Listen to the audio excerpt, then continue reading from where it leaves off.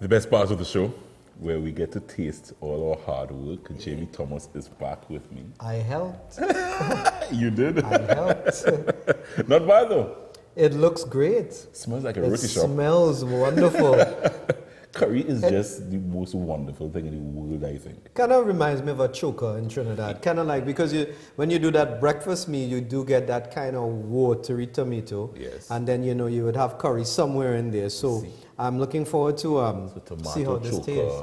Meat sauce, curry. When I came up with it, when I decided, I pitched it to my wife, who normally would approve the recipes on the show.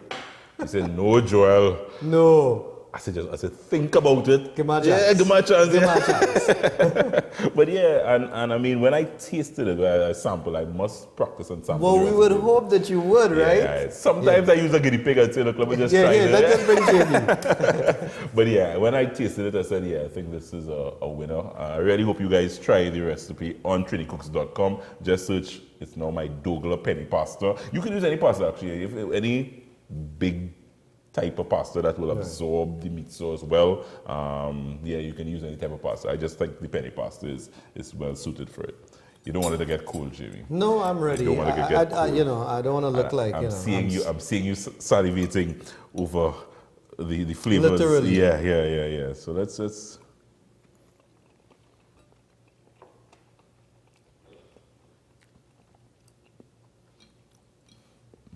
Very nice. You have that slight taste of curry in there. Yeah. But it's not overpowering. It's not overpowering. Like a beef roti. Really nice. The curry hits you at the back of your palate. It's really good. Love its flavor. It's not too salty. It's very flavorable. Yes. Nice. I'm onto something here, I think. I think so. I think I'm going to package it and sell it. Why not? I don't know how much bites I'm actually supposed to take of this, but this is going to be, I'm going to eat this whole thing. But Jamie, before we wrap though, I really just want to engage you on, because you also have jumped back. You did some television with Tempo a few years ago. You've jumped back into the television fray a bit. Yes. Tell me a little bit about that. Took a 5-6 year hiatus because W107, I really wanted to focus all my energies into doing the best that we could do. And we're very, very thankful, to the Lord that the station has really grown outside of what may have been the traditional gospel listener market, where a lot of maxis, taxis, people always tell us we hear the station all over. Yeah. And that's what we wanted to present, just a positive message people could listen to at the office. You can, it will uplift your day. Yeah. So I did that. And I totally came off television. Did you try not for it to be a religious station? I hate the word religion. Yeah. Just personally, I really always, from day one, always wanted, it's of course it is gospel music and inspired by that message, but make it positive music, because people think that when they hear gospel, it's kind of religious.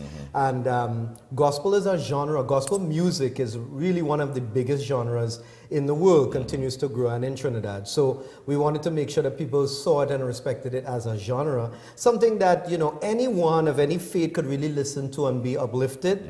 So I think we've been able to accomplish that. So I sunk myself into that for about 5 years.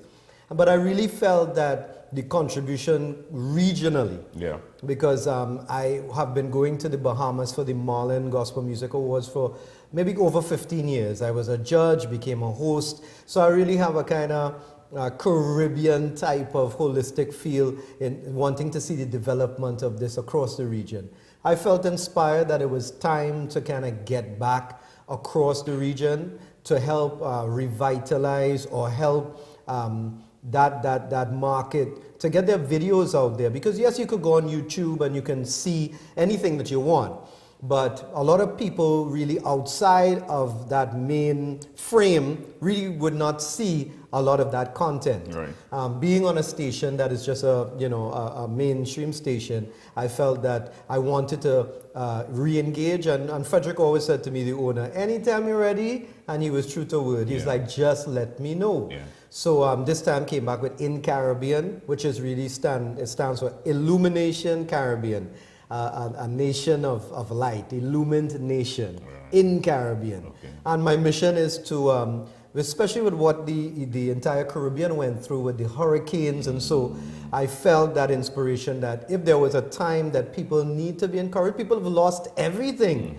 You know, we don't know how that feels, thankfully, but people don't have a home. You know, in Barbuda, they can't even inhabit that island again. So I felt as if the show is really there for whoever would eventually get back television, something that could really inspire them. And that's why I decided to get back involved. Jump back involved. Back involved in Back front of the camera. involved. Jimmy, I just want to get one more thing from you. We pretty much are surrounded by so much negativity here in TNT. You continue to try to push a positive message on the airwaves, and I think in everything you do. How difficult is that? I mean, we'll be surrounded by negativity. You just have to kind of like stay focused. Because if you really begin to really look at everything that is happening around you, you probably will be sucked into that cycle, right? And I do a lot of reading, and the word is a good inspiration, but everything really, it says, and a lot of inspirational books use it, as a man thinketh in his heart, so is he. That's it. As you think, that thought pattern becomes your reality. Right. And I think that we're being bombarded. Is it an easy journey to continue to kind of always have a positive outlook when there is so much negative around? It is not, right? So you have to really be kind of focused on what do you want for yourself, and you know, kind of keep your mind always looking at the positive. So it's not easy. We see things kind of could seem like it's getting worse, but you know, there's so much positive things and positive people that are doing positive things like yourself. But we have to you know, promote that. We got to stay at it. We have to have a positive outlook. So I mean, that's just how the journey has been for over 20-something years. Don't give up. Yeah, I've had exceptional lows in life, and times when I thought I can't walk this road anymore. Yeah. But then, you know, you're encouraged and inspired. So if I can encourage one person, you know, to see things positively, that's my mission. If I could just help one person. Right, so thank you very much for being here and sharing. Thank you very much, and your contribution over the years. I really, when I looked at Jamie over the years, I couldn't help but recognize this man is a trailblazer in his own right. Started this gospel movement, and he may not want to take credit for it, but he went on. For those of you old enough, 98.9 Yo radio, and started to do positive gospel music. Yeah.